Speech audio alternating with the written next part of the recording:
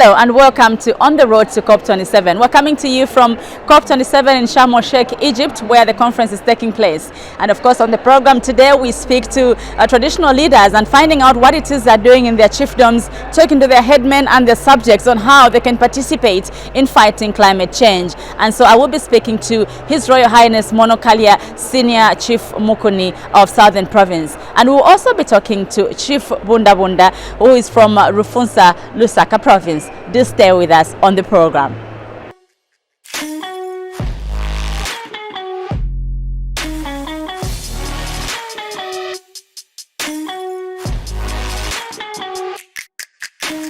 The whole idea is that before coming here, luckily as Chief of Southern Province we had a meeting where we undertook to plant close to 1 million trees. So we said each of us will probably, some will plant trees on 500 hectares, others on 200 hectares. Altogether we want to plant something like 1 million trees. Okay. And then at the same time, we're trying to roll out restoration of some once perennial but now seasonal streams. So we want to cut out the restoration exercise. We have, in MUKUNI, we have already started doing that. And also, there's this Batoka Hydro project. Yes. It's a green project. So we have 3,000 hectares on title as MUKUNI Development Trust, where we are going to host the green project in the Batoka Dam. Yes. So we're here to see if we can find investors who can help us set up that investment. Yes. So far, It's going to be Zambia's first smart city. Yes.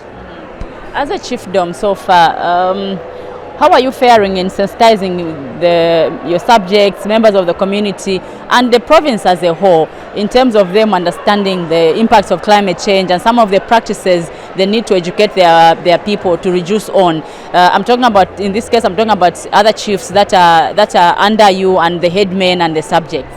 I went to Ruapura and I found that almost every 5 kilometers there's a flowing stream, a perennial stream. And I was wondering, saying, how come, in Ruapura they still have a lot of perennial streams which we don't have in Southern Province. And I quickly realized to say that because of our culture of keeping cattle, militates against and watering them in the streams, makes the streams dry, because we're at the point where they water, the soil is loose, and when the rains come, it's pushing into it, starts shooting the streams. So whereas we congratulate ourselves for having many ngombes, at the same time we are drying up our streams. Now the thing to be done is probably to put up troughs where you pump water out. You don't allow your cattle to water from the streams. If you do that, you kill the streams. You destroy the streams. Yes. So how have the other traditional leaders in Southern Province understood this message of climate change, and what are they doing? I say so because as a country we are struggling with deforestation and charcoal production. Well, if the people are really hard hit is the Southerners. And the chiefs have come hit in the sense that a lot of their people have moved away from Southern Province. They have relocated to, say, Central, Northwestern, Eastern, Northern Province. So we are hard hit as chiefs. We are losing our people. At the end of this conference, what do you hope to achieve as a chiefdom? Well, we're trying to find investors that will work with us to put a smart city called MUKUNI Sports City, where the Batoka Hydro project is being developed. All right. And who are some of the people that we've been working with on issues of climate change in Zambia? WWF, as well as Musika. We are working with them. Yes. Any message that you have for the subjects that are watching us right now? Well, the impact of climate change has been felt almost by everybody. So we need to take it very seriously. So especially in planting trees, so that maybe we can even get carbon credit. We need to work on this.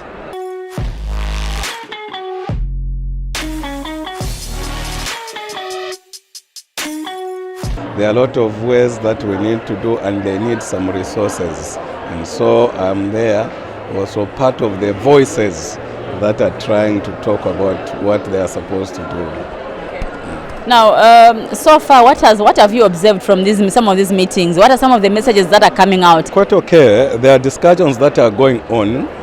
Yeah. So far, the discussions, the positive discussions that are going on is that instead of having the debt, now we'll be having grants. Those are positive discussions that they seem to be promising.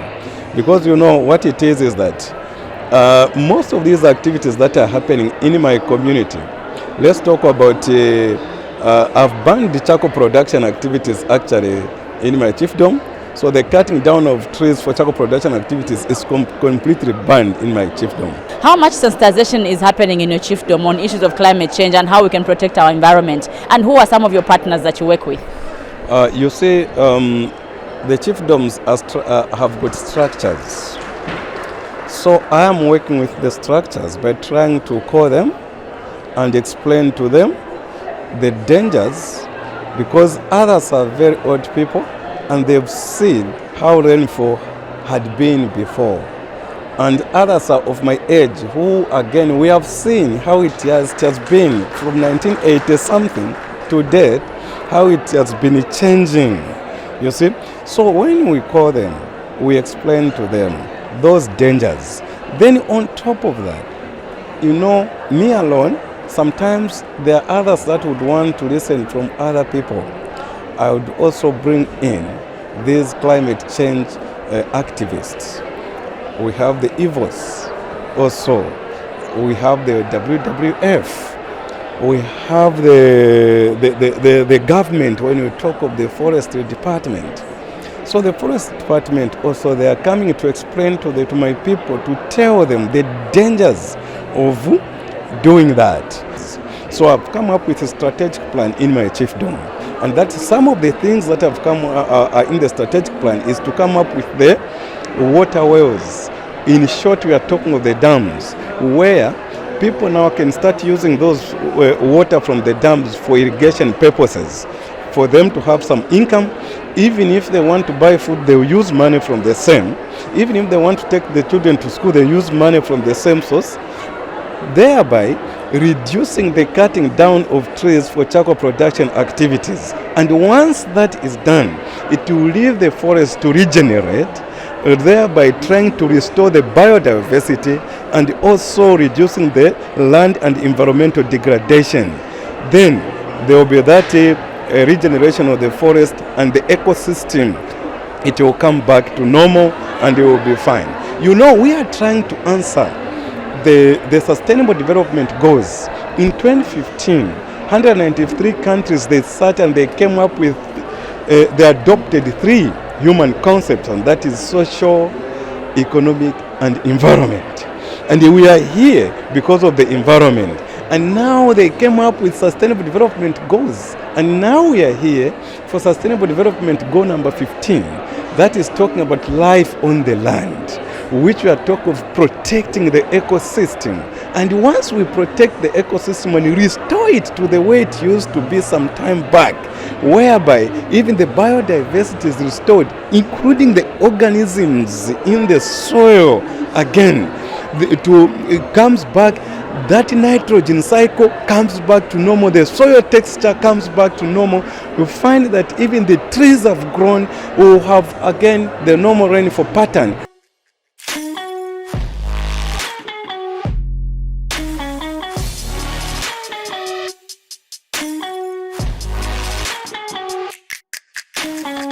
This has been the program for today. Thank you so much for your time. We will talk to you again tomorrow as we are here at COP27. Bye for now.